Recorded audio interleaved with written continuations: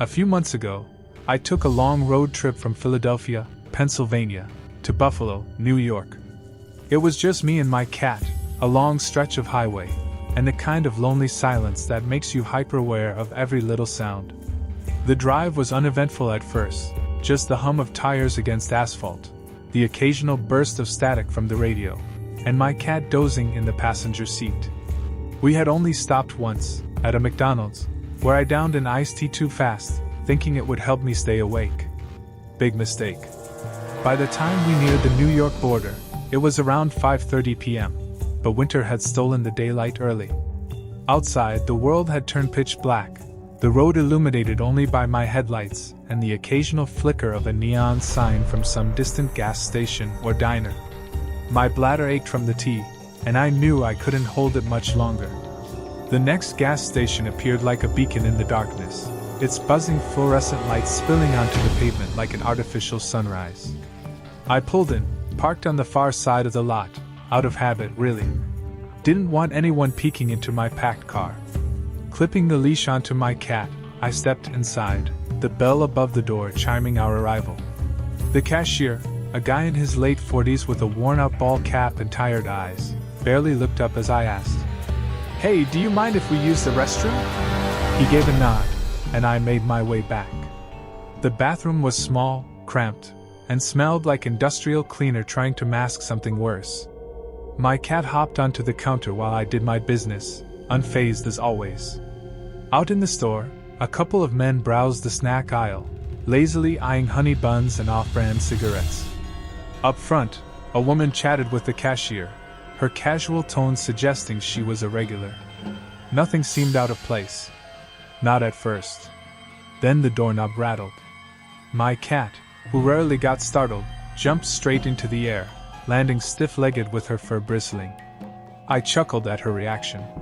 "Occupied," I called out, expecting whoever was outside to just move along. They didn't. The knob jiggled again, harder this time. My stomach tightened. "Still occupied," I said, my voice losing its humor. Then I heard them. Two men. Speaking in a language I recognized, not exactly my native tongue, but close enough that I understood every word. "Should I take her when she comes out?" The way they said "take" wasn't casual.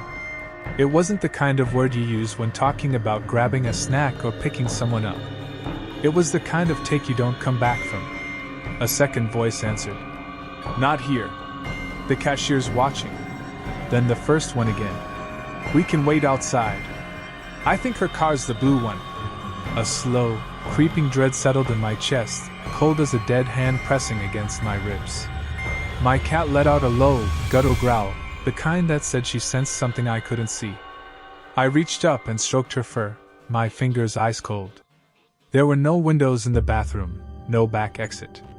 And to make things worse, I had parked in the shadows, far from the streetlights. My only way out was through the front. I stayed silent, listening.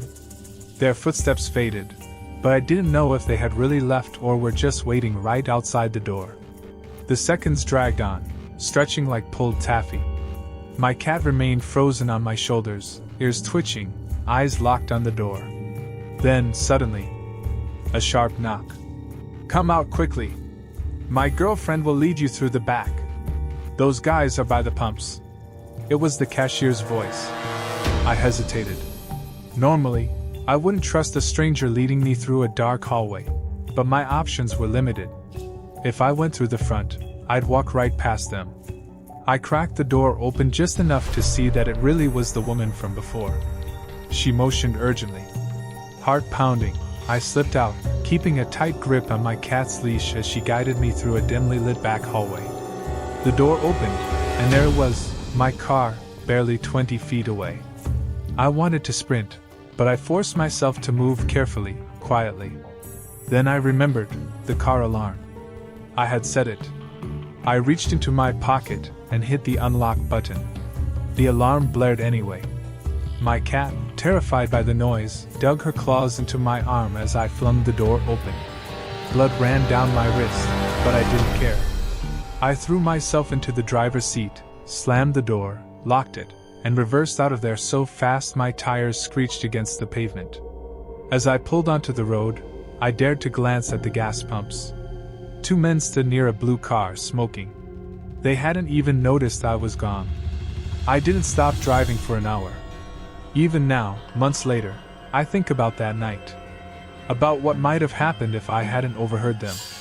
If the cashier hadn't helped me. If my cat hadn't sensed the danger before I did.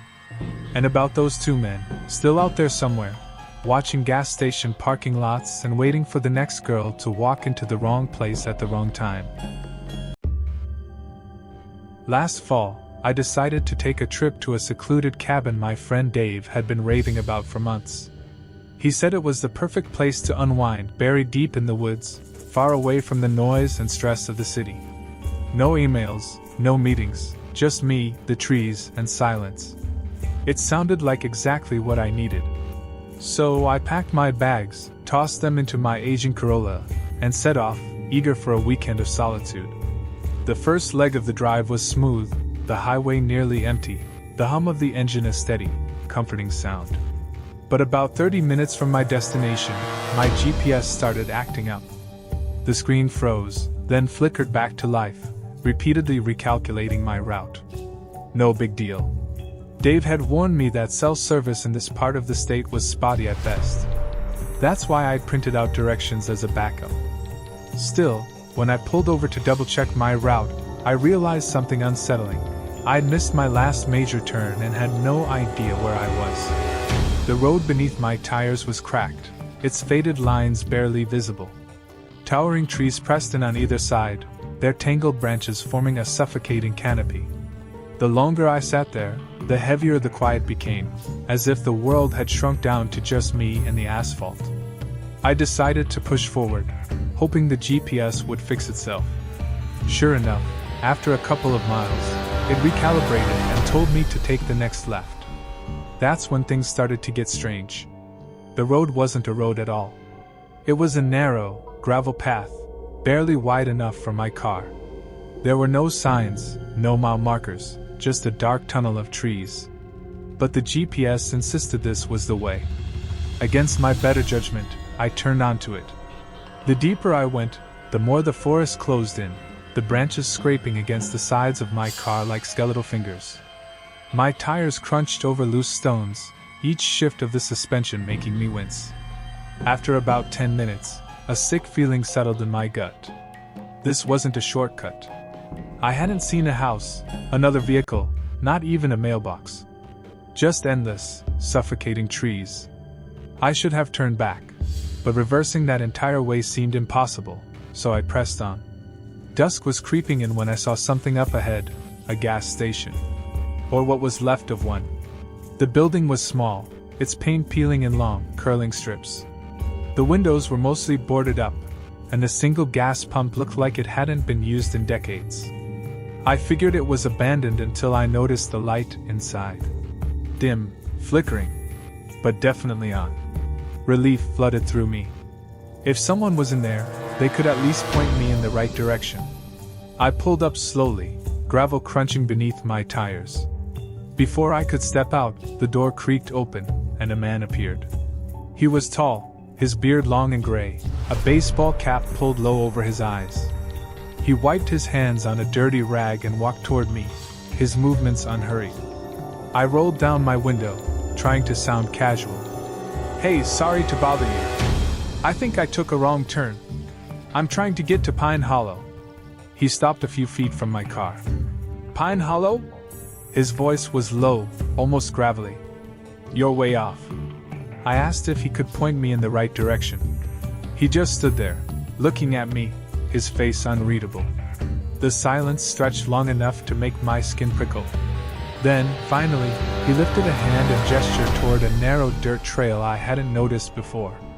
"That'll take you back to the main road." Something about the way he said it made my stomach tighten.